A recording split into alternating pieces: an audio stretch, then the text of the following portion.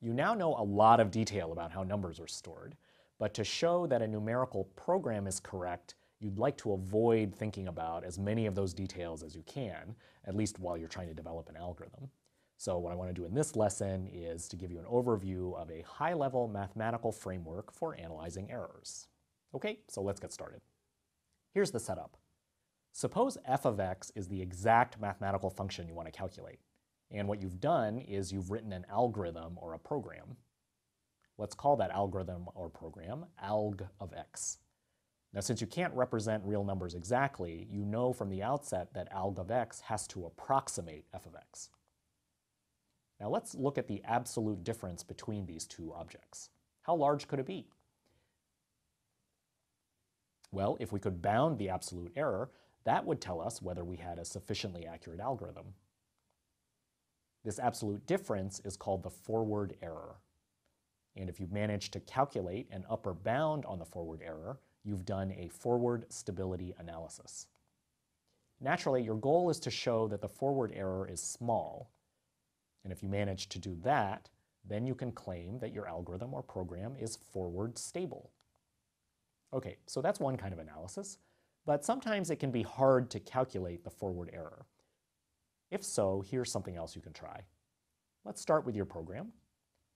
What if you can show that it computes the exact answer, albeit to a slightly wrong problem?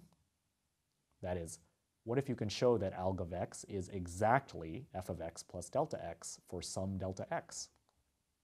This style of analysis is called backward stability analysis. And delta x is called the backward error. In this kind of analysis, your goal is to show that the backward error is small. Again, whatever small means. And if you manage to do that, you can conclude that your algorithm or program is backward stable.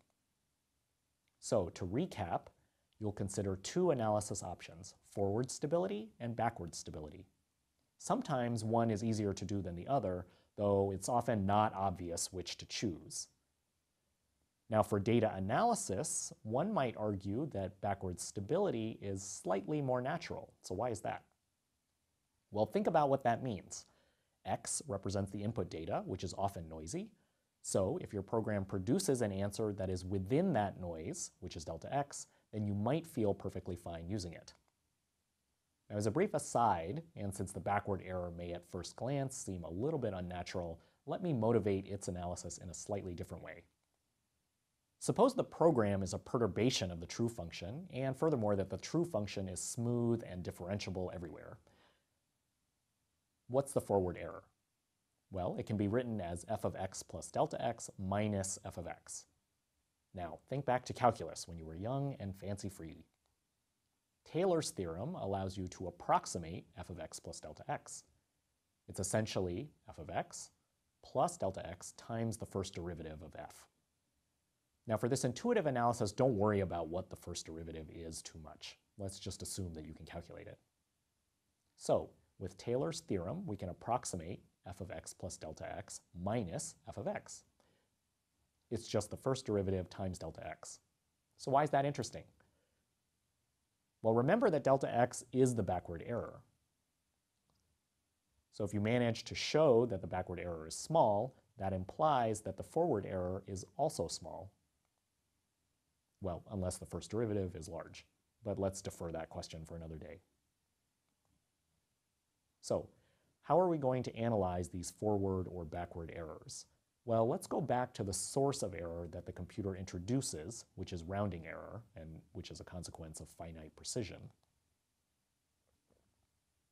Take some operation a plus b. This is the exact value, but a computer will produce something different. Let's call that FL of a plus b. Think of it as the truncated and rounded version of the true value a plus b.